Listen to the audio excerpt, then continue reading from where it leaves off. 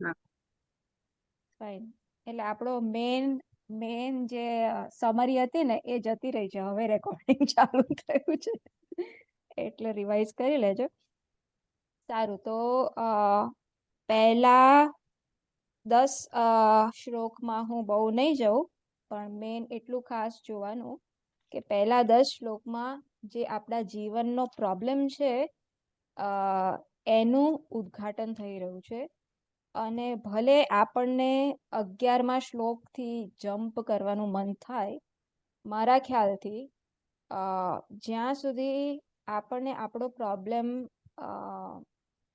એકદમ સરખી રીતના ના સમજણ પડે, એકદમ બારીકાઈથી ના સમજણ પડે કે મારા જીવનમાં આ અર્જુનને જેમ આ પ્રોબ્લેમ દેખાય છે ને, એવી જ રીતના મને પણ આ રીતના આ સંદર્ભમાં this is my problem in life, એ જ્યાં સુધી નહીં ખબર પડે ત્યાં સુધી ભગવદ્ ગીતા કદાચ આપણને એટલી બધી અસરકારક નહીં લાગે. કારણ કે પછી આપણે હંમેશા વેઇટ કરતા જઈશું કે હજુ કરું છું, હજુ કંઈ થતું નથી.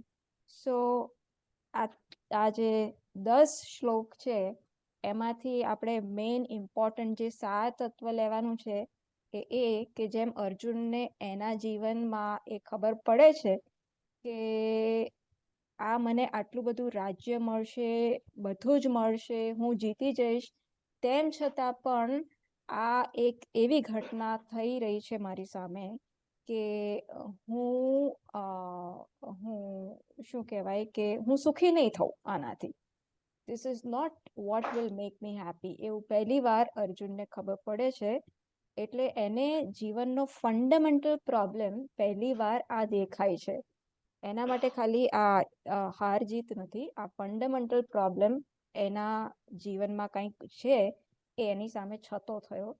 અને આપણે પણ આપણા ફંડામેન્ટલ પ્રોબ્લેમને સમજીએ, એના ઉપર થોડું વધારે ચિંતન કરીએ. આટલું બધું વેદાંત તો સાંભળ્યું છે એટલે આપણને ખબર જ છે આપણો શું ફંડામેન્ટલ પ્રોબ્લેમ છે.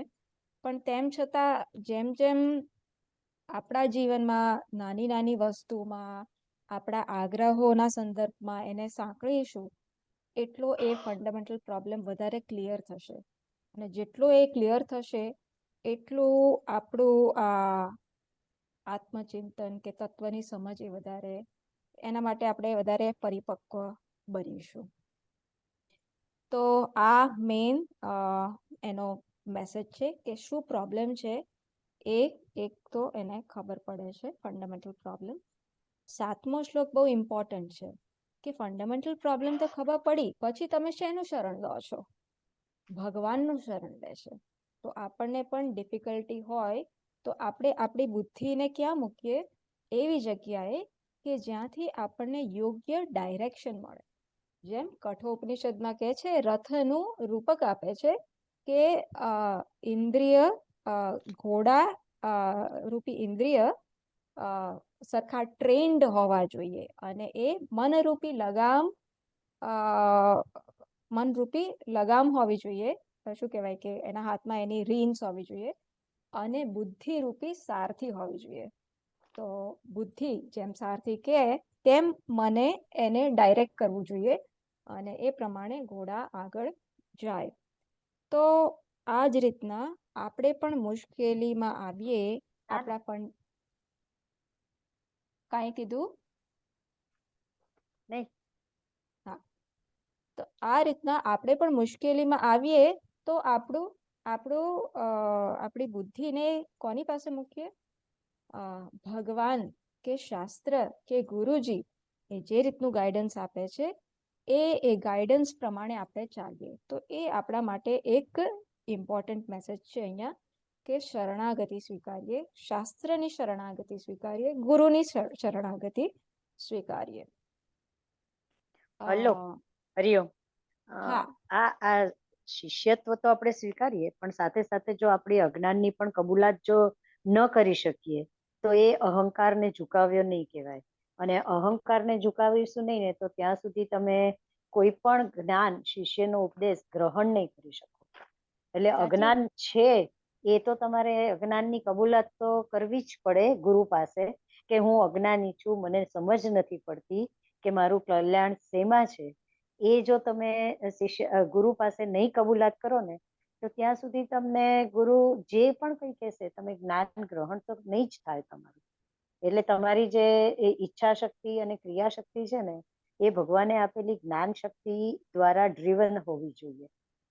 જ્ઞાન શક્તિ દ્વારા જો ડ્રીવન હશે તો જ તમે આ ગ્રહણ શક્તિ તમારી ધારણ કરી શકશે, ગ્રહણ કરી અને એને ધારણ કરી શકાશે. બરાબર એવું છે, મારું માનવું છે. બરાબર છે. અને શરણાગતિ એટલે એ આપણે માની લઈએ છીએ કે શરણાગતિ એમાં આ બધું આવી જ ગયું. શરણાગતિ એ એક ફોર્મ નથી. શરણાગતિ એ મનનો એક એટીટ્યુડ છે, ભાવના છે. રાઈટ. રાઈટ. એટલે હું ભગવાનને નમઃ કરું છું. તો નમઃ એટલે શું? નમઃ એટલે આઈ એમ રેડી ટુ બેન્ડ. નમઃ એ ભાવના હોવી જોઈએ મારા મનમાં. આઈ એમ રેડી ટુ એટલે બેન્ડ. અહંકાર તો હોવો જ નહીં જોઈએ એમ. અહંકારનો પૂરેપૂરો ઝુકાવ જ હોવો જોઈએ. હા, પણ એ એકદમથી નહીં થાય. ઇટ ઇઝ અ નહીં, પ્રોસેસ. પણ એ તો તમે ક્યારે કરી શકો? સાધન ચતુષ્ટય સંપન્નતા જો તમે કેળવી હોય તો જ તમે ગુરુ પાસે પણ જવા માટે અધિકારી બનો છો. સાધન ચતુષ્ટય પ્રોસેસ સંપન્નતા પણ it is a process. It's a process. આપણે વેદાંતમાં આવ્યા, આપણે દરેક વેદાંતમાં કોઈ કોઈક તબક્કે આવ્યા, તો આપણે વિચાર કરીએ તો શું આપણે પહેલે જ અધિકારી હતા કે આપણે નહીં. જેમ જેમ સાંભળતા ગયા તેમ તેમ અધિકારી બન્યા? એટલે ઇટ આપણે ઇઝ અ પહેલા જે પ્રકરણ ગ્રંથ શીખીએ છીએ, તત્વબોધ છે કે એવા બધા, તો એમાં શરૂઆત આનાથી જ થાય છે ને, સાધન ચતુષ્ટય સંપન્ન. કે અધિકારીત્વ ક્યાંથી અધિકારીત્વથી ચાલુ થાય છે અને અધિકારીત્વનો એન્ડ ક્યાં આવે છે? જ્ઞાની જ્ઞાન બનીએ ને, જ્ઞાન ત્યારે નિષ્ઠ બનીએ ને ત્યાં સુધી ત્યારે અધિકારીત્વ ચાલુ જ રહે છે. ચાલુ રહે છે. રાઈટ. 100% અધિકારીત્વ કોનામાં હશે? કદાચ જ્ઞાનીમાં જ. જ્ઞાનનિષ્ઠમાં પણ નહીં હોય, કદાચ. હા. કારણ કે જ્ઞાનનિષ્ઠ પણ પ્રારબ્ધ પ્રમાણે ચાલે છે. પણ અધિકારીત્વ એટલા પ્રમાણમાં જોઈએ કે આપણને આગળ ચલાવતો રાખે, આગળ ચલાવતો રાખે. અને શ્રુતિ માતા જેમ જેમ દર્શન ઉદ્ઘાટિત કરતી જાય તેમ તેમ આપણે એના માટે હાજર થઈએ. સો બેઝિકલી આપણે કોઈ પણ આપણા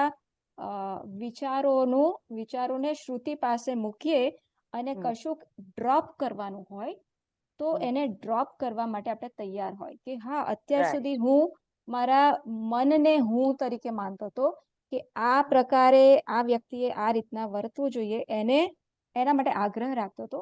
હવે શ્રુતિ માતા આમ કહે છે કે તું મન નથી, બુદ્ધિ નથી, તો પછી એ મનના જે ધર્મો, બુદ્ધિના જે ધર્મ છે, એના આગ્રહ છે, એ કેટલા વ્યાજબી છે? તો હું મારા આગ્રહોને થોડાક ખુલ્લા કરું છું. તો રાઈટ. શ્રુતિ માતા કેવી રીતના વર્ક કરે છે? આપણે સાધન ચતુષ્ટયની વાત કરીએ છીએ, પણ શ્રુતિ માતા કેવી રીતના વર્ક કરે છે? પ્રમાણ શું છે? અહીંયા પ્રમાણ કેવી રીતના એપ્લાય થશે? આપણે હું જોઉં છું તમને લોકોને, તો હું લલિતભાઈને જોઉં છું, કામિનીબેનને જોઉં છું. એવું હું શા પરથી કહી શકું? કારણ કે હું આંખથી જોઈ શકું છું. તો આંખ મારી પ્રમાણ છે, આંખ પ્રમાણ છે. તો એ રીતના આપણે શબ્દને પ્રમાણ કહીએ છીએ. શબ્દને પ્રમાણ કહીએ એટલે શું? તો જેમ હું આંખને જોવામાં અપ્લાય કરું છું, એમ શબ્દને અપ્લાય કરું. શબ્દને એપ્લાય કરવો એટલે શું? એટલે શાસ્ત્રને માનવું. શાસ્ત્રને સાંભળવું. પહેલા તો એ આપણે જે શ્રવણ કરીએ છીએ, મનન કરીએ છીએ, નિધિધ્યાસન કરીએ છીએ, આ જે 3 સાધના કીધી, એ સાધના કરવી, આ શ્રવણ કરવું, આ ભગવદ્ ગીતાનું અધ્યયન આપણે કરીએ છીએ, એ કરવું એટલે કે આપણે પ્રમાણને એપ્લાય કરીએ છીએ. જેમ હું આંખોથી જોઉં છું એમ આપણે આ પ્રમાણ, શબ્દ પ્રમાણને અપ્લાય કરીએ છીએ. એ શબ્દ પ્રમાણને અપ્લાય કરીએ તો શું થશે? ઉપનિષદ એક ગતિનું ધારણ છે, એક ગતિનું સૂચક છે, એક રાઈટ શિથિલીકરણ. એટલે શું આપણે આ જોઈ શકીએ છીએ કે જ્યારે જ્યારે આપણે આ ભગવદ્ ગીતા સાંભળીએ છીએ કે ઉપનિષદ સાંભળીએ છીએ, તો મારો ગઈકાલનો જે મારો એક આગ્રહ હતો કે કશુંક મારી ધારણા હતી, એ હવે થોડી કંઈક ઢીલી પડે છે? કે અત્યાર સુધી હું એકદમ સજ્જડ હતો કે ના આમ જ, હવે હું એને ચકાસવા તૈયાર છું તો એનો મતલબ કે જેમ હું આંખથી જોઉં અને મને આ લોકોના દર્શન થાય છે, એટલે હું કહી શકું છું કે મારી આંખ વર્ક કરે છે, પ્રમાણ વર્ક કરે છે. તો એ જ રીતના જો મારા આગ્રહો ઢીલા થયા તો હું કહી શકું કે શ્રુતિ કે પ્રમાણ વર્ક કરે છે. તો પ્રમાણ વર્ક જેમ જેમ થશે તેમ તેમ આ અધિકારીત્વ પણ વધતું જશે. So it's basically a cyclic process. પણ શરણાગતિ પાછી લઈએ તો હું જ્યારે આવું, હું નાનો બાળક છું હજુ, 5 વર્ષનો કદાચ, તો એ 5 વર્ષના બાળકમાં કેટલી શરણાગતિ હશે? પણ એ જ શરણાગતિનો ભાવ એ ચાલુ રાખશે તો જતે દાડે જ્યારે એ 24 વર્ષનો થશે તો એ શરણાગતિના ભાવમાં ચેન્જ આવશે કે નહીં? આવશે. એ ભાવનાથી ચાલુ કરે છે અને એ શરણાગતિનો ભાવ પરિપક્વ થશે, એ મચ્યોર થશે. એટલે કંઈક એવું જ અહીંયા પણ થશે, એવું આપણે શ્રદ્ધાથી આગળ ચાલીએ છીએ. અને નમઃ કહીને આપણે બેન્ડિંગ એટીટ્યુડ એવી રાખી અને ચાલ. But it is a very important thing. આ જે 11 કે 10 શ્લોક છે એમાંથી ઘણું બધું શીખવાનું છે. એક તો પ્રોબ્લેમ સમજવાનો, શરણાગતિનો ભાવ, અને બસ ત્યાંથી પછી ભગવાનને આગળ કે ઓકે હું તમારો શિષ્ય છું, તમે મને શીખવાડો, હવે આગળ તમે મને જ્ઞાન કરાવો, મને આ શોકમાંથી દૂર કરાવો. તો હવે ભગવાન પારમાર્થિક ઉપદેશ શરૂ કરે છે કે અશોચ્યાનન વશોચસ્ત્વમ પ્રજ્ઞાવાદાંશ ભાષસે. જેનો શોક કરવાનો નથી એનો તું શોક કરે છે અને ડાપણ ભર્યા વચનો કહે છે. પણ પંડિત જેવું બોલે છે, પણ પંડિતો તારી જેમ શોક કરતા નથી. કેમ? તો એના ઘણા બધા કારણો આપે છે ભગવાન. એ આખા 11 થી 30 શ્લોકમાં. પણ એનું જે જિસ્ટ છે એ એકવાર જોઈ લઈએ તો 16મો, પહેલા હું જમ્પ કરું છું, 16મો જે શ્લોક છે, નાસતો વિદ્યતે ભાવઃ ના ભાવો વિદ્યતે સતઃ ઉભયોરપી દ્રષ્ટોંતઃ ત્વનયોઃ તત્વદર્શિભિઃ. આ જ્ઞાની આ બંનેના તત્વને સારી પેઠે જાણે છે. કયા બે ના તત્વને? સત શું છે અને અસત શું છે. જ્ઞાનીઓ જાણે છે કે સતનો કોઈ દિવસ અભાવ નથી. જે અસ્તિત્વ ધરાવે છે વાસ્તવિક રીતના ત્રણેય કાળમાં, એનો કોઈ દિવસ અભાવ નથી. તો તત્વબોધને થોડુંક આપણે રિવાઇઝ કરી શકીએ. અને અસત, જે અસત છે, એટલે કે પેલા સસલાના શિંગડાના જેમ જે અસત છે એનો કોઈ દિવસ ભાવ હોય એવું શક્ય નથી. તો આ સેન્ટ્રલ પરમાર્થ તત્વ, આખો જે પારમાર્થિક ઉપદેશ આપે છે એનો આ સેન્ટ્રલ મીનિંગ છે કે સતનો કોઈ દિવસ અભાવ નથી અને અસતની કોઈ દિવસ સત્તા નથી, માટે તારે શોક કરવો યોગ્ય નથી. કારણ કે તું જેનો શોક કરે છે, આ દ્રોણાચાર્ય કે ભીષ્મ, એ તત્વમાં 2 એલિમેન્ટ્સ છે. એક નિત્ય એલિમેન્ટ છે, એક અનિત્ય એલિમેન્ટ છે. નિત્ય વસ્તુ હંમેશા નિત્ય જ રહેવાની છે. સત હંમેશા સત જ રહેવાની છે. સતનો કોઈ દિવસ અભાવ નથી રહેવાનો. સત એટલે શું? અવિનાશી તત્વ. એના પછી કહે છે અવિનાશી તો તદ્વિદ્ધિ યેન સર્વમ ઇદમ તતમ. અવિનાશી કોણ છે? આ સત છે ને, એને અવિનાશી કીધું, જેનાથી આ સર્વ જગત આખું વ્યાપ્ત છે. અને વિનાશી શું છે? આ અસત છે એ વિનાશી છે, ચેન્જિંગ છે, જેને આપણે મિથ્યા કહે છે. અસત એટલે આપણે 3 સત્તા, અહીંયા ભગવદ્ ગીતામાં સત અને અસત 2 જ શબ્દો વાપરે છે, પણ આપણે વેદાંતિક પરિભાષામાં 3 શબ્દો વાપરીએ છીએ: સત, અસત અને મિથ્યા. અસત એટલે જે છે જ નહીં કોઈ દિવસ, જેમ કે સસલાના શિંગડા. અને મિથ્યા એટલે કે જે વ્યવહાર કાળે મને ભાસે છે પણ હકીકતમાં કાયમ નથી, કાયમ માટે નથી, એને આપણે મિથ્યા કહીએ છીએ. સો એ મિથ્યાની દ્રષ્ટિએ જોઈએ તો અસત એ શું છે? વિનાશી તત્વ, ચેન્જિંગ એલિમેન્ટ. એટલે કશું પણ આપણે પદાર્થ કે વસ્તુનું અન્વેષણ કરીએ તો એમાં એક નિત્ય તત્વ છે અને એક અનિત્ય તત્વ છે. તો આ બંનેનો વિવેક ભગવાન અહીં કરાવવા માંગે છે. આત્મ અનાત્માનો વિવેક ભગવાન કરાવડાવે છે કે જ્યાં તું એક જોવે છે, આ પ્રાચીરૂપી એન્ટિટીમાં તું એક જ છે એમ જે તું સમજે છે, તો ભગવાન કહે છે કે ના, આમાં એક નિત્ય તત્વ છે અને એક અનિત્ય તત્વ છે. એક અનચેન્જિંગ છે અને એક ચેન્જિંગ છે, એક વિનાશી તત્વ છે. આ બંનેનો તું વિવેક તું સમજે તો જે ચેન્જિંગ એલિમેન્ટ છે, જે વિનાશી તત્વ છે, એના માટે શોક કરવો યોગ્ય નથી.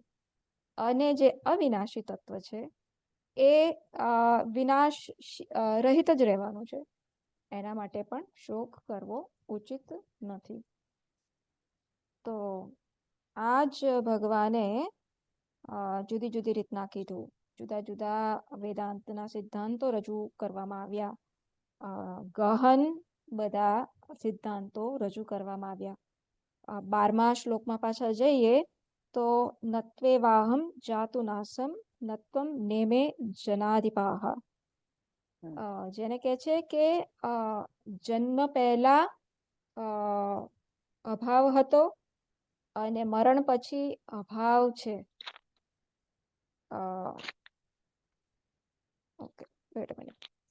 સો ઘડો, રાઈટ, એ શું કહેવા માંગે છે કે આ ઘડો થયા પહેલા, એના જન્મ પહેલા એનો અભાવ હતો અને ઘડાનું મરણ થશે પછી ઘડાનો અભાવ હતો. અને ઘડો અમુક જ કાળમાં હતો, ફ્યુચરમાં નહીં હોય, અત્યારે જ છે, પાસ્ટમાં નહોતો. આવું આપણે ઘડાના સંદર્ભમાં જોઈએ છે. અને આપણે પણ ઘણા બધા આપણા સગા સંબંધીઓના સંદર્ભમાં આ રીતના જ આપણે નિરૂપણ કરીએ છીએ.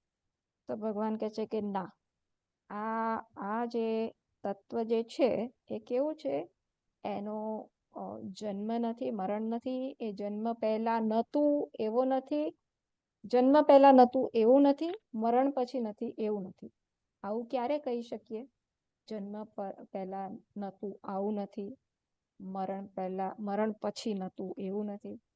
જ્યારે જન્મ મરણ આ પ્રકારના વિકાર ના હોય, જ્યારે જન્મ અને મરણ આ પ્રકારનો વિકાર ના હોય, ત્યારે આપણે આવું કહી શકીએ કે જન્મ પહેલા કશાકનો અભાવ નહોતો, મરણ પછી કશાકનો અભાવ નહીં હોય. તો આ રીતના ભગવાન અલગ અલગ આસ્પેક્ટથી, અલગ અલગ દ્રષ્ટિબિંદુથી આપણને સમજાવે છે કે એવું કોઈ નથી કે ભવિષ્યમાં આ વસ્તુ નહીં હોય, આ હંમેશા હોય જ છે. તો પછી આ બદલાવ હું જોઉં છું એનું શું ભગવાન? તો ભગવાન 13મા શ્લોકમાં કહે છે કે આ તો જે વસ્ત્રો આપણે બદલીએ ને, તો કેવી રીતના વસ્ત્રો બદલીએ છીએ તો પેલો શરીર બદલાઈ જાય છે? ના, શરીર તો એવું ને એવું રહે છે, વસ્ત્રો બદલાય છે. તો એવી જ રીતના આ અનાત્મ તત્વ બદલાય છે, તો એનો ધારણ કરનાર કોણ છે? આત્મ છે. શરીરધારી એ બદલાતો નથી, એ નિત્ય રહેશે. તો એ કહે છે જેમ બાળપણ, અહીંયા કયા વસ્ત્રો છે, આ આત્મા કયા વસ્ત્રો ધારણ કરે છે? તો આ કૌમારમ, યૌવનમ, જરા. આ બાળપણ, પછી યૌવનમ અને ઓલ્ડ એજ, જરા, આ બધા વસ્ત્રો એ ધારણ કરે છે. અને પછી મૃત્યુ પણ એક વસ્ત્ર જ બની રહે છે. તો આમ છે, માટે શું કરવું? માત્રા સ્પર્શાસ્તુ કૌંતેય શીતોષ્ણ સુખ દુઃખદાહ આગમાપાયનો નિત્યાહ તાન તિતિક્ષસ્વ ભારત. એટલે તું તિતિક્ષા કર, આ ચેન્જીસ, આ વિનાશી તત્વને તું મેનેજ કર, હેન્ડલ કર. એનાથી તું સ્ટ્રેસફુલ ના થઈ જાય, એનાથી તને એન્ઝાયટી ના થાય. એને તું જરાક શાંતિથી તું એને સહન કર. કેમ શાંતિથી સહન કર? કારણ કે જો તું એના વેણમાં વહી જઈશ તો જે નિત્ય તત્વ તરફ તારે જે દ્રષ્ટિ રાખવાની છે ને, એ તું નહીં રાખી શકે. અને આ જ કકળાટમાં સંસારમાં ફસાયેલો રહીશ. માટે તું તિતિક્ષા કર. અને તો તિતિક્ષા કેવી રીતના કરવાની? સમત્વ બુદ્ધિ જાળવીને. સુખ અને દુઃખ કાંઈ પણ રિઝલ્ટ આવે તો સમત્વ તારું જાળવી રાખ. અને એવી રીતના તું સમત્વ જાળવીને સહ તત્વાય કલ્પતે, તું અમૃતત્વને પ્રાપ્ત કરીશ. અમૃતત્વને પ્રાપ્ત કરવું એટલે શું? અમૃતત્વને પ્રાપ્ત કરવાનું છે કે અમૃતત્વ મરણ રહિત હું છું જ, એને મારે જાણવાનું છે. તો અમૃતત્વ કલ્પતે કીધું છે, પણ અમૃતત્વ તરીકે તું તારી જાતને જાણીશ. તો આ એક મેઇન સૂર થઈ ગયો પારમાર્થિક ઉપદેશનો. આગળ 19મા શ્લોકમાં આપણે જોઈ લઈએ. તો ય એનમ વેત્તિ હંતારમ યશ્ચૈનમ મન્યતે હતમ ઉભૌ તૌ ન વિજાનીતઃ નાયમ હંતિ ન હન્યતે. તો અગેન આ ભગવદ્ ગીતા આપણે કીધું એમ એનો મેઇન ઉપદેશ શું છે? તું શોક ના કર, કારણ કે શોક કરવો યોગ્ય નથી. કેમ શોક થાય છે? તો આનો એક બીજો ફંડામેન્ટલ પ્રિન્સિપલ પણ અહીંયા રજૂ કરવામાં આવે છે. અહીંયા કર્તૃત્વ અને ભોક્તૃત્વ ભાવને ડિસમિસ કરવામાં આવે છે. કર્તાપણા અને ભોગતાપણાના ભાવથી જ આપણને મેજોરિટી સિચ્યુએશનમાં શોક થાય છે, અને શોકના કારણે મોહ થાય છે, હર્ટ અને ગિલ્ટ થાય છે, રાઈટ? કે મને આ વ્યક્તિએ આમ કીધું, કે મને આ વ્યક્તિએ આમ ના કર્યું. આ બધું જે થાય છે એ કેમ? કારણ કે આપણે કશું કરીએ તો એમાં આપણું કર્તૃત્વ બહુ જ ઇન્ટેન્સ છે, અને આપણે કશુંક ભોગવીએ તો એમાં પણ એ ઇન્ટેન્સ છે. એટલે આ વસ્તુને અહીંયા ભગવાન એડ્રેસ કરે છે કે જે પોતાને હણાયેલો માને છે કે બીજા કોઈને હણે છે, એ બંને હકીકતમાં જાણતા નથી.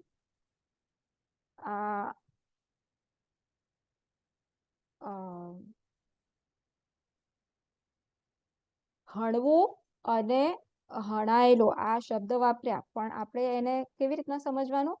કોઈ પણ કર્મમાં આપણે ક્યાં હણવા જવાના છે? આપણે તો માખીને પણ હણતા નથી, મચ્છરને પણ હણતા નથી. સો આપણે જે પણ આપણું કર્મ કરતા હોય એમાં આપણે એને એક્સટેન્ડ કરી લેવાનું. સો પાછું 20મો શ્લોક ઇમ્પોર્ટન્ટ છે. નિધિધ્યાસન કરવો હોય તો એના માટે આ 20મો શ્લોક કઠોપનિષદનું જ રિફ્લેક્શન છે. ન જાયતે મ્રિયતે વા કદાચિત, રાઈટ? આ તત્વ કેવું છે? તો એ જન્મતો નથી, મરણ પામતું નથી, એનો ચેન્જ નથી થતો, કોઈ વિકાર નથી પામતું.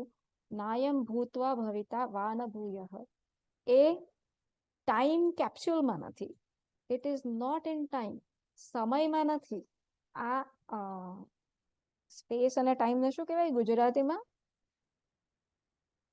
પણ સમયમાં નથી. એવું નથી કે આ આત્મ તત્વને હું કોઈ કાળમાં, દેશ, એક્ઝેક્ટલી, હા, દેશ અને કાળ. તો આ તત્વ મારે કોઈ દેશ અને કાળમાં શોધવાનું છે એવું નથી. તો એના માટે દેશમાં નથી, એના માટે આ બધા વિકારો ક્યાં હોય? આ દેશમાં હોઈ શકે વિકાર, અને કાળમાં પણ વળી. દેશ અને કાળ આમ તો સાથે જ જાય. સો આ ચેન્જીસ, જ્યારે વિકારોનો નિષેધ કર્યો તો આ વસ્તુ દેશ અને કાળમાં નથી, એવું એનો નિર્દેશ થાય છે. નાયમ ભૂત્વા ભવિતા વા ન ભૂયઃ, આખો કાળનો નિષેધ કર્યો. પણ એ હંમેશા છે. તો ન જાય તે કેમ? ન જાય તે કેમ જન્મતો નથી? કારણ કે અજહ, એનું કારણ કહ્યું, કારણ કે અજહ.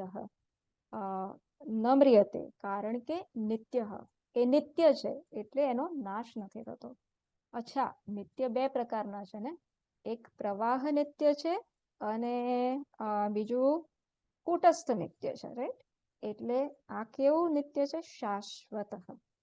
પેલા નદીના જેવો નિત્ય નથી કે આ પાણી આવીને ગયું પણ નદી એમને એમ દેખાય. ના, આ એવું ને એવું છે, શાશ્વત નિત્ય છે, કૂટસ્થ નિત્ય છે. બિલકુલ વિકાર આવતો નથી. અયમ પુરાણ, પુરા ઇવ, એટલે જૂનું પણ છે અને નવું પણ છે. એટલે કે આ જૂના અને નવા એ બંનેનો ખ્યાલનો નિષેધ કર્યો. તો આખી પેરાડોક્સિકલ લેંગ્વેજ થી આપણને આત્મ તત્વ તરફ જોવાનો નિર્દેશ થઈ રહ્યો છે. ન હન્યતે હન્યમાને શરીરે. કેવું છે આ આત્મતત્વ? આ શરીર હણાય તેમ છતાં આ હણાતો નથી, કારણ કે અસંગ છે. સો આ એક શ્લોકમાં કેટલા બધા આસ્પેક્ટ્સ રજૂ થઈ રહ્યા છે. તો એને સુંદર રીતના આપણે એને નિધિધ્યાસન રૂપે રોજ લઈ શકીએ. હા, એટલે આ મેઇન મેસેજ છે. પછી એ જ મેસેજને બાકીના શ્લોકોમાં અલગ અલગ રીતના કીધું. વેદા વિનાશિનમ નિત્યમ ય એનમ અજમવ્યયમ કથમ સપુરુષઃ પાર્થમ કમ ઘાતયતિ હંતિકમ. એ જ મેસેજ છે. વાસાંસી જીર્ણાની યથા વિહાય નવાની ગૃહ્ણાતિ નરોપરાણી. તો જેમ વસ્ત્રો બદલીએ છે તેમ એક શરીર છોડી અને બીજું શરીર આપણે ગ્રહણ કરીએ છીએ, તો એમાં કોઈ સંતાપની શું, એમાં કોઈ સંઘર્ષની ક્યાં જરૂર છે? જો આત્મા અને અનાત્મ શું એનો વિવેક એકદમ પરિપક્વ હોય તો એમાં કોઈ સંઘર્ષ થવાની શક્યતા નથી. કર્યું. હા, આ વાસાંશી જીર્ણાની જે શ્લોક છે ને, એને માટે મેં જયારે સમરી લખી હતી ને, તો એક ભજન હા, લખેલું. બોલો. એ નહીં, એ લખેલું હતું, એટલે જેને વાંચ્યું હશે એને ખ્યાલ આવી જશે. It's very appropriate. તો તમે છે ને તે બરાબર આ શ્લોક સમજી જવાય એમ. It just I wanted to tell like this. ચોક્કસ છે. હા, ફરીથી આપણો સેશન પતે ને પછી ફરીથી એને ફોરવર્ડ કરી દેજો એટલે અમને તાજું થઈ જાય. Okay, sure sure. ઓકે. મને યાદ છે કે તમે કર્યો તો ખરો, પણ ફરીથી જ કરી દેજો કારણ કે હું મૃત્યુનું રૂપ બીજી તું માંથી. પીછાણ, એ હતું. Okay okay, fine, we'll go ahead. સો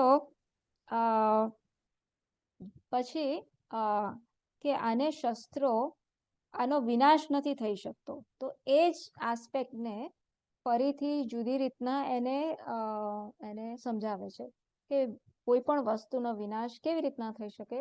તો આ જે પંચ મહાભૂત છે કે ચાર મહાભૂત છે, જે વ્યક્ત ચાર મહાભૂત છે,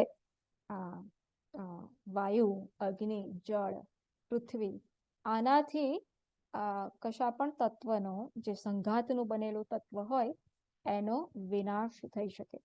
તો આ આત્મતત્વ જે છે એનો વિનાશ નથી થઈ શકતો, એ અવિનાશી છે.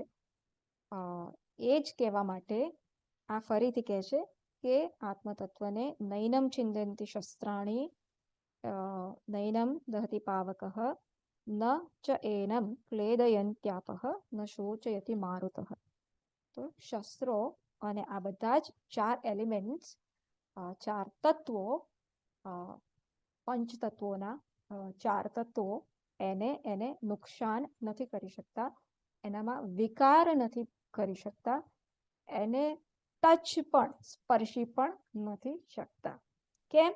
એના પછીનો શ્લોક કહે છે કારણ કે અછેદ્ય, અયમ અદાહ્ય, અયમ અક્લેદ્ય, અયમ અશોચ્ય, બધું કારણ કહે છે. અને વળી શું, એક તો નેતિ નેતિ તરીકે કીધું, અને આ તત્વ છે શું, તો નિત્યમ, સર્વગતમ, હંમેશા છે, અને સર્વગત, સર્વને વ્યાપીને છે. સ્થાણુ હું અચલઃ અયમ સનાતન. તો અગેન આ પણ એક નિધિધ્યાસનનો શ્લોક બની શકે. ફરીથી 25મા શ્લોકમાં આત્મતત્વનું જ નિરૂપણ કે આ કેવું છે, અવ્યક્ત તત્વ છે, અચિંત્ય છે, એટલે એને ફોર્મ નથી. એટલે હવે તમે એને ફોર્મમાં કોન્સેપ્ચ્યુઅલાઇઝ કરવાનું છોડી દો. અચિંત્ય છે, એને તમે મનથી ચિંતન કરીને એનું વર્ણન કરવાનો ટ્રાય કરશો કે ભલે આકાર નથી પણ આવું શબ્દ આવું કહે છે એટલે આવું કંઈક હશે, આવું કંઈક હશે, એ પણ નથી, એ છોડી દો. તસ્માત એવમ વિદિત્વૈનમ ન અનુશોચિતુમ અર્હસી. એટલે આવા તત્વને જાણીને ફરીથી ભગવાન કહે છે તું શોક કરવાનું છોડી દે. આવા તત્વ માટે શોક કરવો યોગ્ય નથી. તો આ થયો મેઇન પારમાર્થિક ઉપદેશ. એના પછી 31st શ્લોકથી ભગવાન અર્જુનને કહેશે કે તારે સ્વધર્મને જોઈને પણ આ યુદ્ધથી પલાયન ના થવું જોઈએ. અને એના જુદા જુદા કારણ આપે છે કે તું યુદ્ધથી પલાયન થશે તો પછી તારી કેવી લોકોમાં નિંદા થશે, અને આજ સુધી તું જે વીર એવો યોદ્ધા તરીકે પ્રખ્યાત છે એના જ માટે તારા માટે ઘણા અપશબ્દો સાંભળવા ના જેવા શબ્દો તારા માટે વપરાશે. માટે તું સ્વધર્મને ધ્યાનમાં રાખીને તારા વર્ણાશ્રમ ના સ્વધર્મ પ્રમાણે ક્ષત્રિયનો જે સ્વધર્મ છે, જે વિશેષ સ્વધર્મ છે તારો આ સંજોગોમાં, એને ધ્યાનમાં રાખીને અને આ નિમિત્ત જે આવી પડ્યું છે એને પણ ધ્યાનમાં રાખીને તારે આ સ્વધર્મનું આચરણ કરવું એ જ તારા માટે યોગ્ય છે. અને પછી ભગવાન 37મા શ્લોકમાં હતો વા પ્રાપ્સ્યસી સ્વર્ગમ જીત્વા વા ભોક્ષ્યસે મહીમ તસ્માદ ઉત્તિષ્ઠ કૌંતેય યુદ્ધાય કૃતનિશ્ચયઃ. તું મરીશ, ધારે કે તું યુદ્ધ કરતા કરતા મરણ પામ્યો તો પણ તું સ્વર્ગને પામીશ. કારણ કે શાસ્ત્રોમાં કીધું છે કે ક્ષત્રિયો આ પ્રકારના યુદ્ધમાં જો મરણ પામે તો સ્વર્ગને એ પામે છે. અને જો તું જીતીશ તો તું આખા રાજ્યને ભોગવીશ. તો તારા માટે તો વિન વિન સિચ્યુએશન છે. એટલે તું આમ પણ તારા માટે લાભ જ છે, અને તું હારીશ તો પણ, કે તું મરણ પામીશ, મૃત્યુ પામીશ તો પણ તારા માટે તો લાભ જ છે. કેમ ભગવાને આમ કીધું? કારણ કે શરૂઆતમાં અર્જુને એવી દલીલ કરી હતી કે હું જીતીશ તો પણ હું આમાંથી કોઈ મને સુખ મળશે એવું મને લાગતું નથી, અને આ યુદ્ધમાં અમે જીતીશું કે નહીં જીતીએ એ કશી ખબર નથી. એટલે અર્જુને એ વખતે શરૂઆતમાં બહુ બધા ક્લોઝિસ આપ્યા હતા, બધા કારણો આપ્યા હતા કે ભગવાન મારે કેમ યુદ્ધ કરવું નહીં. તો એને એ વખતે કેવી સિચ્યુએશન લાગતી હતી કે હું આમ કરીશ તો પણ મને ગેરલાભ છે, અને હું એટલે જીતીશ તો પણ ગેરલાભ છે, કારણ કે ભીષ્મ વગેરે બધા મરણ પામશે અને એવી રીતના હું સુખી નહીં હોઉં, અને હું હારીશ તો પણ મને ગેરલાભ છે. તો ભગવાન અહીંયા એનો આખો એટીટ્યુડ, આખી એની દ્રષ્ટિ ચેન્જ કરાવે છે કે જો તું જીતીશ તો પણ તને લાભ છે, અને તું નહીં જીતે તો પણ તારે લાભ જ છે.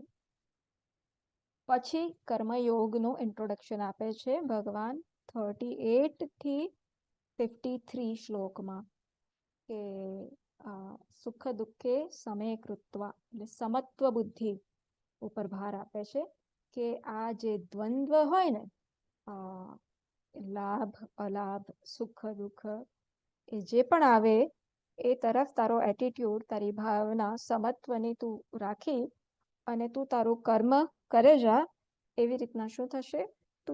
તું જે આ કર્મનું બંધન છે ને એમાંથી તું મુક્ત થતો જઈશ, તારું અંતઃકરણ શુદ્ધ થશે. એવી લેંગ્વેજ કદાચ નથી વાપરી, પણ કર્મના બંધથી મુક્ત થઈશ એ ભાષા અહીંયા વાપરવામાં આવી છે 39 શ્લોકમાં. એષા તે અવિહિતા સાંખ્યે બુદ્ધિર યોગે ત્વિમામ શૃણુ બુદ્ધ્યા યુક્તઃ યયા પાર્થ કર્મબંધમ પ્રહાસ્યસી. એટલે આ રીતના તું કર્મ કરતો જઈશ તો તું આ કર્મના બંધનથી પણ મુક્ત થઈશ. એ પછી ઘણા બધા વચ્ચેના અમુક શ્લોક એવા છે કે જ્યાં બે વસ્તુ કહેવામાં આવી કે એક તો અમુક વ્યક્તિઓની વ્યવસાયાત્મિકા બુદ્ધિ હોતી નથી. એટલે કે મારે આ સંજોગોમાં શું કરવું જોઈએ એવી એક નિશ્ચયાત્મિકા બુદ્ધિ જે હોવી જોઈએ એવી હોતી નથી. કેમ નથી હોતી? કારણ કે એમને ઘણા બધા મનમાં પ્રયોજનો હોય છે, ઘણી બધી કામના હોય છે, મારે આ કરવું છે, આ કરવું છે, આ કરવું છે, આ કરવું છે. તો આ 50 પ્રયોજનો લઈને તમે જ્યારે ફરો તો કહે છે કે આ લોકોની વ્યવસાયાત્મિકા બુદ્ધિ હોતી નથી અને એ ઘણા યામિમામ પુષ્પિતામ વાચમ પ્રવદંતી અવિપશ્ચિત. પુષ્પિત વાણી બોલે છે, પણ આ એનાથી અન્ય જે છે, જે who are committed, single pointed, જેની અગ્રબુદ્ધિ છે, જેને પોતાના સાધ્યની સમજ છે કે મારે જીવનમાં શું જોઈએ છે, કેમ જોઈએ છે, શેના માટે જોઈએ છે, કે આ બધું હું મારા આત્મ સુખ માટે, મારું કલ્યાણ એટલે કે મારા તત્વને જાણવું એટલે કે મારા સુખમાં કાયમ માટે પ્રતિષ્ઠિત થવું, આ બધી આખી એને સમજ પાકી છે. અને તો એની બુદ્ધિ વિચલિત થતી નથી. એને સાધ્યની સમજ છે અને સાધ્ય મેળવવા માટેના સાધનની પણ પૂરતી સમજ છે. તો એ બધું થોડુંક જવા દઈએ છે અને સીધું આવીએ છે મેઇન શ્લોક ઉપર 47. એ પહેલા 45 શ્લોક છે એ સાધનની દ્રષ્ટિએ આપણા માટે ઇમ્પોર્ટન્ટ છે. ત્યાં કીધું ત્રૈગુણ્ય વિષયા વેદાહ નિસ્ત્રૈગુણ્યો ભવાર્જુન નિર્દ્વંદ્વો નિત્ય સત્વસ્થ નિર્યોગક્ષેમ આત્મવાન. એટલે અર્જુન તું આવો થા. એટલે અર્જુન તું આવો થા એટલે આપણે સમજી લેવાનું કે સાધક હું મારે આવા થવાનું, કે આ ત્રિગુણ રૂપી જે દોષ છે એ જે વિષયોમાં હોય કે પછી આપણા પોતાના વ્યક્તિત્વમાં હોય એનાથી હું મુક્ત થઈ અને નિશ્ચયાત્મિકા બુદ્ધિ મારી થાય, એમાં હું મારું ધ્યાન કેન્દ્રિત કરું, એમાં હું મારી સાધનાને કેન્દ્રિત કરું. નિસ્ત્રૈગુણ્ય, આ 3 ગુણોથી પર થવું એટલે શું? નિષ્કામો ભવ. એ નિસ્ત્રૈગુણ્ય ભવ એટલે તું નિષ્કામ થા, તું કામના રહિત થા. કામના રહિત થા તું પછી નિર્દ્વંદ્વો, દ્વંદ્વ રહિત થા. એટલે કે કર્મયોગના સંદર્ભમાં આપણે સમત્વ જાળવી રાખ એવું સમજી શકાય. નિર્દ્વંદ્વ એટલે શું? કે કોઈ પણ દ્વંદ્વ આવે હું મારું સમત્વ જાળવી રાખું, હું રિએક્ટ ના કરું. સમત્વ જાળવું એટલે શું? હું રિએક્ટ ના કરું. નિત્ય સત્વસ્થ, આ બધું કેવી રીતના શક્ય હશે?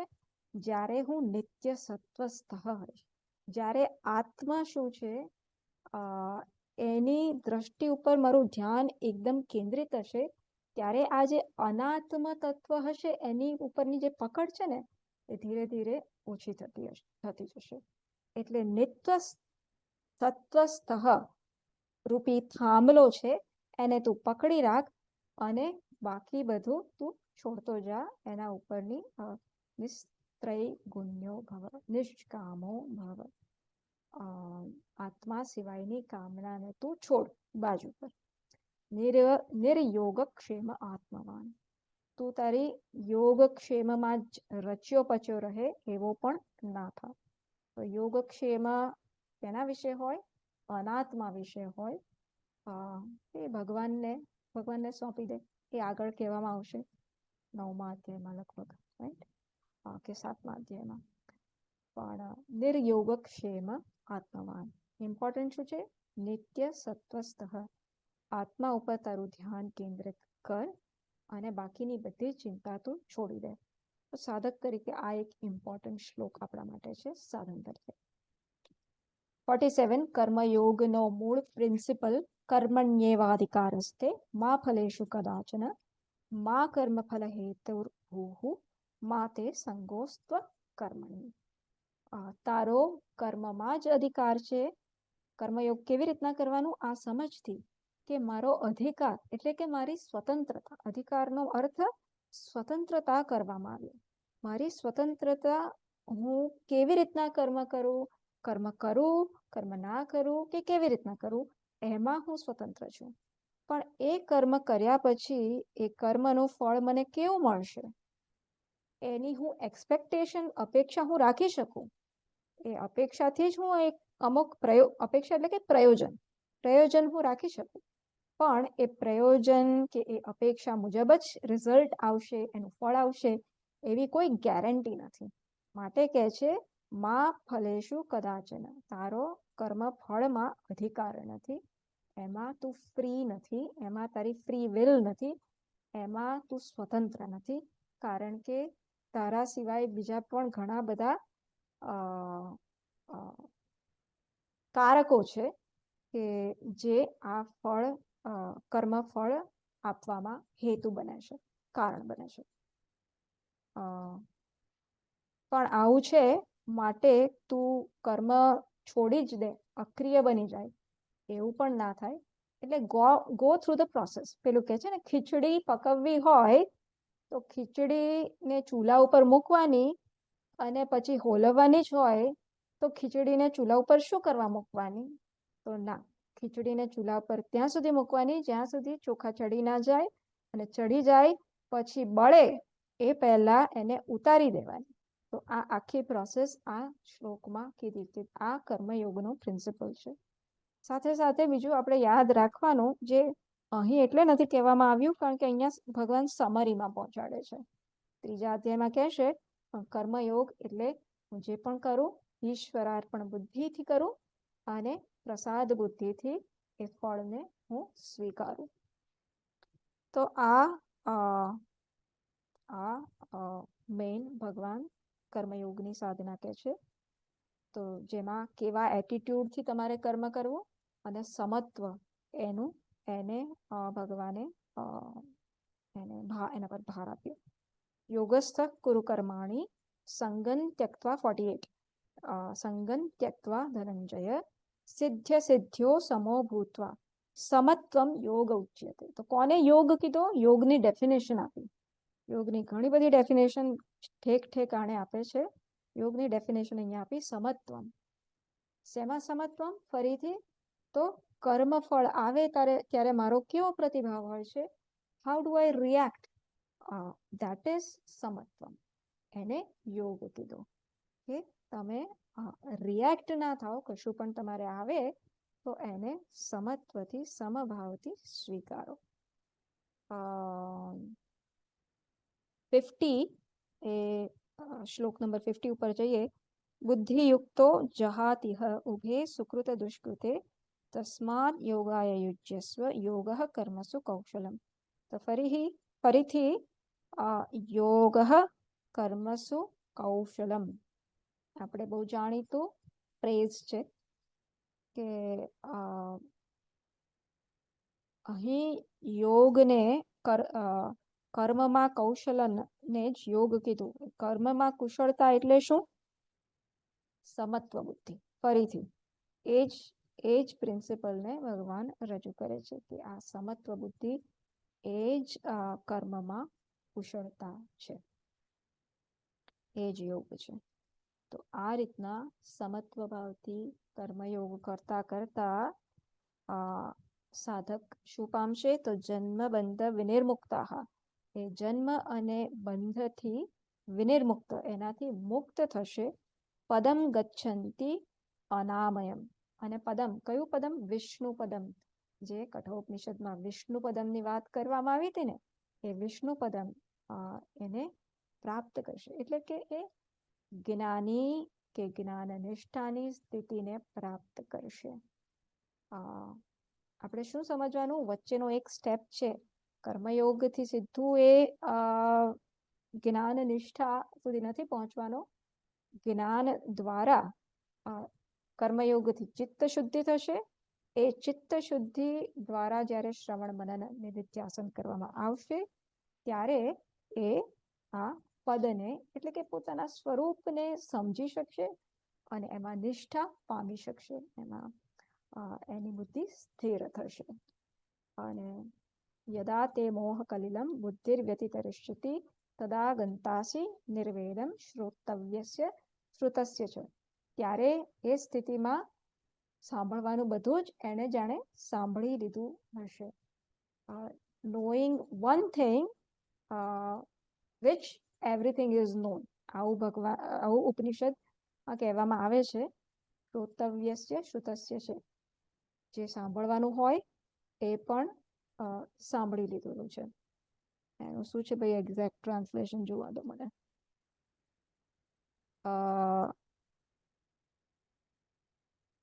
સાંભળવા યોગ્ય અને સાંભળેલા સર્વ વિષયો પ્રત્યે વૈરાગ્ય પામેશ. પણ વૈરાગ્ય પામેશ બરાબર છે, ઓબ્જેક્ટિવ નિર્વેદમ એટલે ઓબ્જેક્ટિવિટી. પણ કેમ નિર્વેદમ પામેશ? તો એનું અહીંયા ટ્રાન્સલેશન આવી રીતના આપેલું છે કે તારી બુદ્ધિ જ્યારે મોહરૂપી મલિનતાને સંપૂર્ણપણે પાર કરી જશે ત્યારે તું સાંભળવા યોગ્ય અને સાંભળેલા સર્વ વિષયો પ્રત્યે વૈરાગ્ય પામેશ. શ્રુતિ પણ જ્યારે એવું કહે છે કે એકને જાણવાથી બધું જણાઈ જશે, તો એ પછીથી એ બધાને કેવી રીતના સમજાવે છે? એ બધાને મિથ્યા તરીકે સમજાવે છે કે બધું એવું છે કે હું એક અને તમે બધા અનેક, એવું નથી. પારમાર્થિક દર્શન કે પારમાર્થિક તત્વને સમજ્યા પછી એટલી સમજ પડશે આપણને કે આ એક જ તત્વ, એક જ આજે પારમાર્થિક દર્શન ભગવાને કીધું એક અવિનાશી તત્વ એ એક જ છે. અને એવું નથી કે અહીંયા એક છે ત્યાં એક છે, આત્મા અનેક છે, એવું નથી. તો એક જ તત્વ છે. તો પછી સર્વ જેને કહીએ છે એ સર્વની ડેફિનેશન શું થશે? સર્વ એક એપિયરન્સ છે, સર્વ એક દ્રષ્ટિબિંદુ છે. એપિયરન્સને શું કહીએ છીએ આપણે ગુજરાતીમાં? એપિયરન્સને શું કહીએ છીએ? જેમ સ્વપ્નમાં એક એપિયરન્સ છે. દર્શન ના, એપિયરન્સ એટલે જે વાસ્તવમાં છે નહીં પણ દેખાય છે, એવું કહેવા માંગુ છું. તાત્પર્ય મારું એમાં છે, વાસ્તવમાં છે નહીં પણ દેખાય છે. જેમ સ્વપ્નમાં વાસ્તવમાં બધું છે નહીં પણ મને સ્વપ્ન જગત દેખાય છે, એમ જેને હું સર્વ કહું છું વાસ્તવમાં એટલે ત્રણેય કાળમાં છે જ અને એવું જ છે એવું નથી પણ દેખાય છે. અને કોણ દેખાય છે? આ એક જ તત્વ એ સર્વ રૂપે દેખાય છે. આવી રીતના તને સમજ પડશે. ઓકે, મારી પાસે બહુ ટાઈમ નથી એટલે હું 10 મિનિટ વધારે લઈ શકું તો છેલ્લું સેક્શન હું લઈ લઉં. આટલું 10 મિનિટ લઉં છું. હા, વાંધો નહીં. Yes yes, okay. તો અહીંયા સુધી ભગવાને સમજાવ્યું કે કર્મયોગનું કલ્મિનેશન કે એનું શું કહેવાય, જ્ઞાનનિષ્ઠમાં એ પરિણમે છે. પછી અર્જુનને પ્રશ્ન થાય છે કે ઓકે, આ જ્ઞાનનિષ્ઠાની જે તમે સ્થિતિ કીધી એને કેવી રીતના મને ખબર પડે, કેવી રીતના વ્યવહાર કરે છે, એ બધું અર્જુન પૂછે છે. સ્થિત પ્રજ્ઞસ્ય કા ભાષા સમાધિસ્થસ્ય કેશવ, એ સમાધિમાં હોય ત્યારે એનું વર્તન કેવું હોય છે. સ્થિતધિ કિમ પ્રભાષેત, કેવી રીતના બોલે છે. કિમાસીત વ્રજેત કેમ, તો એનો વ્યવહાર કેવો હોય છે, એ વ્યવહાર કાળમાં કેવો હોય છે અને એ વ્યવહારથી અતિરિક્ત જ્યારે પોતાની જોડે જ હોય ત્યારે કેવો હોય છે. તો ભગવાન ઉત્તર આપે છે.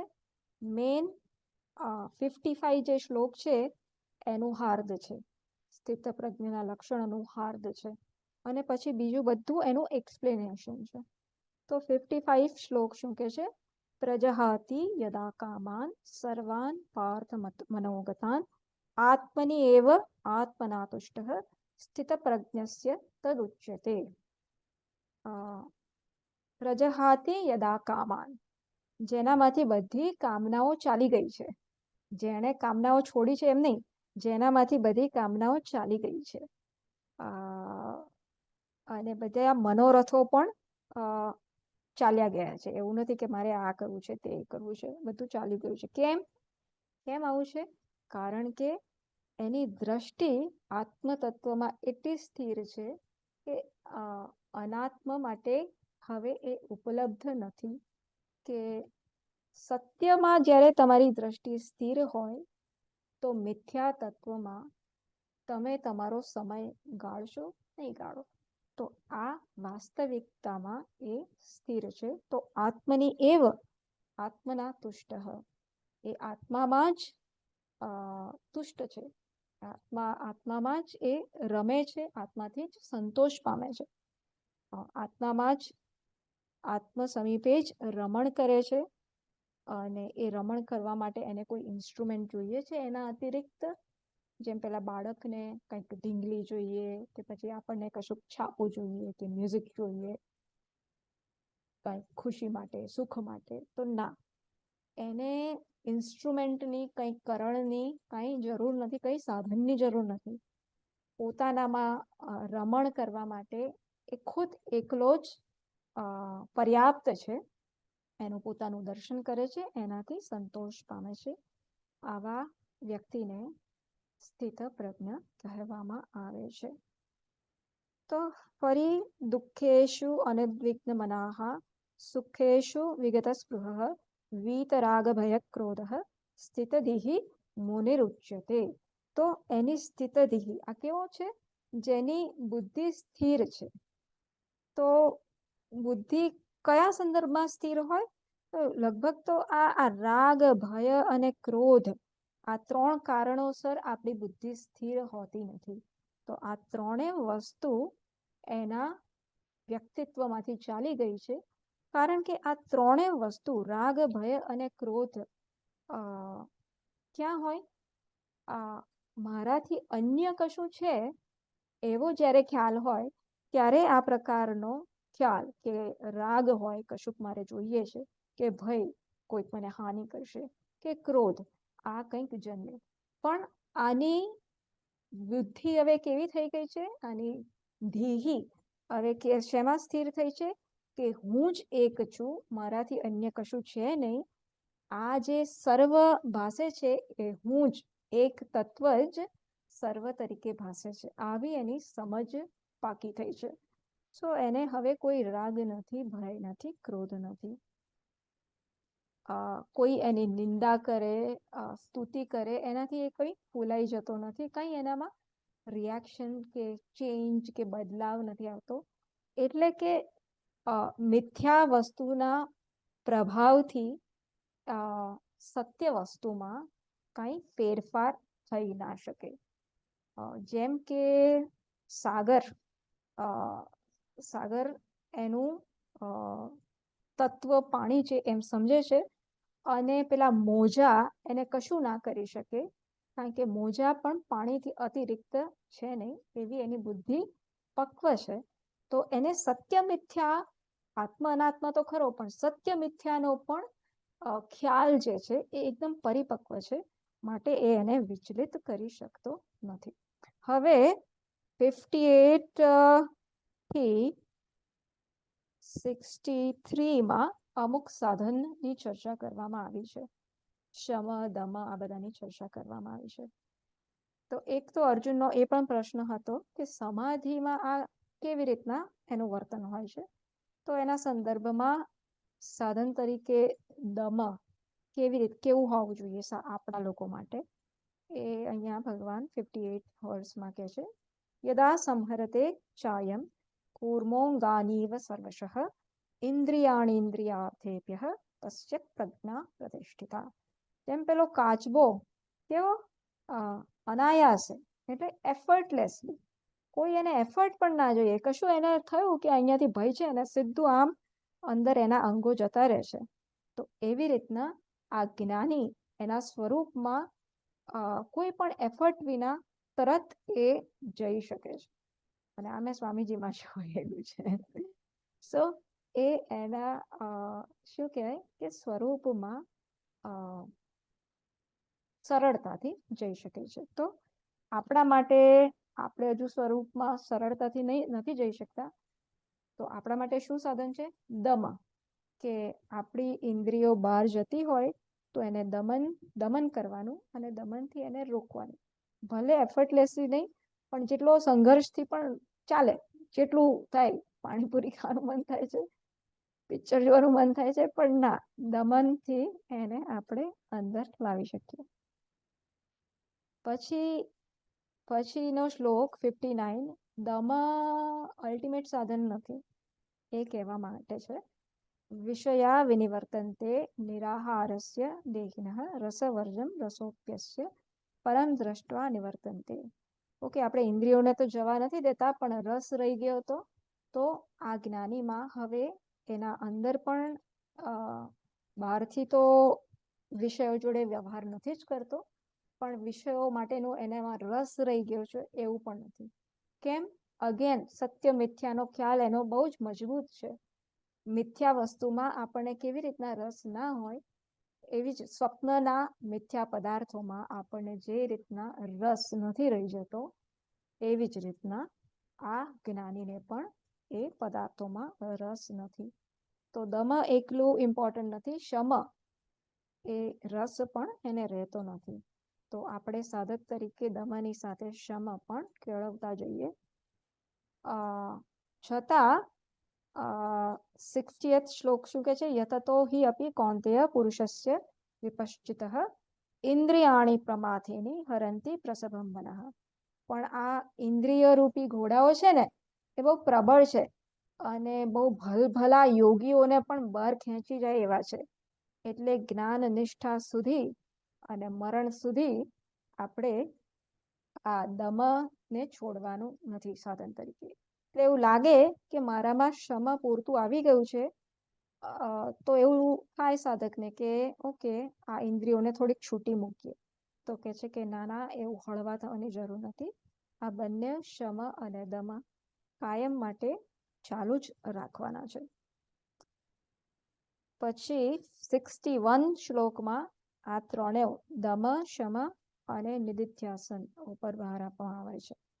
તાની સર્વાણી સંયમ્ય, દમ બધાને સંયમમાં કરો.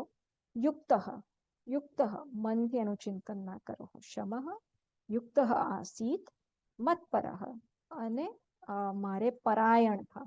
નિદિધ્યાસન એ પરાયણતા, એ કમિટમેન્ટનું નામ એ નિદિધ્યાસન સૂચવે છે. વશે હિ યસ્ય ઇન્દ્રિયાણી તસ્ય પ્રજ્ઞા પ્રતિષ્ઠિતા. આવો થઈશ જ્યારે તું, ત્યારે તારી પ્રજ્ઞા આમાં પ્રતિષ્ઠિત થશે. સ્થિત પ્રજ્ઞાના જેવા લક્ષણ તારામાં પણ આવતા જશે. પણ જો આવા શમ દમ આ બધા સાધનના અભાવ તારામાં આવતા જશે તો શું થશે? ધ્યાયતો વિષયાન પુંસઃ, તું વિષયોનું ચિંતન કરતો જઈશ. સંગસ્તે શું ઉપજાયતે, અને વિષયોના ચિંતનથી તારામાં એની જોડેનો સંગ. એટલે સ્વામીજી સમીચીન બુદ્ધિ એવો એક પ્રયોગ કરે છે કે કશાકનું ચિંતન કરો એટલે તમારા મનમાં એવું થાય કે આ સારું એ જે બુદ્ધિ છે એને સમીચીન બુદ્ધિ કહે છે. એને અહીં સંગ કીધું છે. એની જોડે તમને એનો લગાવ થશે, અને લગાવ જેમ જેમ વધતો જશે તેમ તેમ પછી એના માટેની કામના જન્મશે. એ કામના પૂરી નહીં થાય તો ક્રોધ જન્મશે. કામના પૂરી થશે તો લોભ જન્મશે. આ સંસાર ચક્રમાં તું ફસાયેલો રહીશ. એટલે આ સાધનના અભાવમાં શું થશે એની આખી ચર્ચા છે આગળ. અને ક્રોધથી પછી મોહ જન્મશે, એનાથી તારી બુદ્ધિનો નાશ પામશે. એટલે કે તારે કઈ સિચ્યુએશનમાં શું કરવું એની તારી જે વિવેક બુદ્ધિ છે એ તું ગુમાવી બેસે. અહીં આપણે મોહ એટલે શું સમજવાનું, બુદ્ધિ નાશ એટલે શું સમજવાનું? વિવેક બુદ્ધિનો નાશ થશે એવું સમજવાનું. અને માટે તું આ રાગ દ્વેષ રહિત નો થા, તો તારામાં પ્રસાદ, તારા મનમાં પ્રસાદ એટલે કે જ્ઞાન યોગ્યતા એટલે કે અંતઃકરણ શુદ્ધિ આવતી જશે. અને તો તું આવા પ્રસન્ન ચેતસઃ એટલે કે 65 શ્લોક જોઈ લેજો. આવો જ્યારે શુદ્ધ અંતઃકરણ, પ્રસન્ન મનવાળો જ્યારે તું થઈશ, ત્યારે તારી બુદ્ધિ આ તત્વ ચિંતનમાં, આ સત્ય મિથ્યા અને આત્મ અનાત્મ વિવેકમાં સ્થિર બનશે. સો એ આનો હાર્દ છે. પછી 69 યા નિશામ સર્વભૂતાનામ તસ્યામ જાગરતિ સંયમી યસ્યામ જાગૃતિ ભૂતાની સા નિશા પશ્યતો મુનેઃ. તો જ્ઞાની અને અજ્ઞાનીની સ્થિતિની વાત છે અહીંયા, કે જે વિવેક બુદ્ધિમાં જ્ઞાની પ્રતિષ્ઠિત છે, એને ખબર છે કે આત્મ તત્વ શું, અનાત્મ તત્વ શું, એ એનું કન્ફ્યુઝન નથી કરતો, એનું મિશ્રણ નથી કરતો, એ એમાં હંમેશા જાગૃત છે. એટલે એને કર્તૃત્વ અને ભોક્તૃત્વ ભાવ જન્મતો નથી. એને ખબર છે કે વેશની ઉપાધિમાં બધા ચેન્જીસ થાય છે, કર્તૃત્વ ભાવ બધા વેશમાં છે. હું નિત્ય તત્વ એનો દ્રષ્ટા છું, પ્રકાશક છું, મારામાં કોઈ કર્તૃત્વ પણ નથી, ભોક્તૃત્વ પણ નથી, કોઈ વિકાર નથી. તો આમાં એ જાગૃત છે. પણ આમાં અજ્ઞાનીઓ કેવા છે? સતત સંસારમાં છે, સતત કર્તૃત્વ ભાવ છે, સતત ભોક્તૃત્વ ભાવ છે. એમાં એ ઊંઘે છે. આ તત્વમાં, આ વિવેકમાં એ સૂતા છે, એ જાગૃત નથી. સો આ એનું તાત્પર્ય છે કે જ્ઞાન અને અજ્ઞાનમાં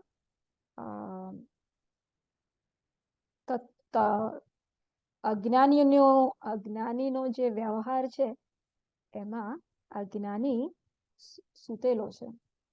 એટલે કારણ કે એના માટે એ બધું મિથ્યા છે, અને એના માટે એ સંપૂર્ણ સત્ય નથી. મિથ્યા છે એટલે શું? સંપૂર્ણ સત્ય નથી. અને સત્ય છે એટલે શું? એ મિથ્યા કરતાનું વધારે real. Something is less real, અને સત્ય એટલે સમથિંગ ઇઝ એબ્સોલ્યુટલી રિયલ. એવી રીતના આપણે જોઈ શકીએ, જો મિથ્યા અને સત્યમાં કન્ફ્યુઝન કે રેઝિસ્ટન્સ થતું હોય તો. અને તો આવી દ્રષ્ટિ છે, તો જેમ સાગર માં બધી નદીઓ મળે અને બધી એની આઈડેન્ટિટી છોડી દે, એવી જ રીતના આ જ્ઞાની પણ એની બધી કામનાઓ એનામાંથી છોડી નથી દેતો, છૂટી જાય છે. તત્વદર્શન ના વેકમાં, ના ઉદયમાં એની બધી કામનાઓ છૂટી જાય છે, અને એ પરમ શાંતિને પામે છે. સહ શાંતિમ અધિગચ્છતિ. આ પ્રમાણે અહીં બીજો એશા બ્રાહ્મી સ્થિતિ પાર્થ નૈનામ પ્રાપ્ય વિમુખ્યતિ સ્થિત્વાસ્યમ અંતકાલે અપી બ્રહ્મ નિર્વાણમ મૃચ્છતિ. આ બ્રાહ્મી સ્થિતિ છે, એને પ્રાપ્ત કરીને હે પાર્થ, મનુષ્ય મોહને પામતો નથી, અને અંતકાળે પણ એમાં સ્થિર રહીને બ્રહ્મ નિર્વાણને પ્રાપ્ત કરે છે. શું પ્રાપ્ત કરવાનું નથી? પોતાની જાતને સાચી રીતના સમજવાની છે. તો આ ભગવદ્ ગીતાનો સંદેશ છે, જે આખું બીજા અધ્યાયમાં બહુ સુંદર રીતના કેપ્સ્યુલ ફોર્મમાં આખું આપણને કહેવામાં આવ્યું, અને આનો જ હવે વિસ્તાર આપણે આગળના અધ્યાયમાં જોતા રહીશું. બરાબર? તો અહીં આપણી સમરી પૂરી થાય છે.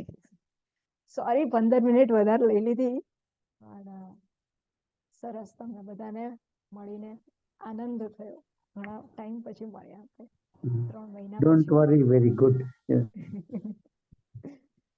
રેકોર્ડિંગ એકવાર બંધ કરું. Recording stop.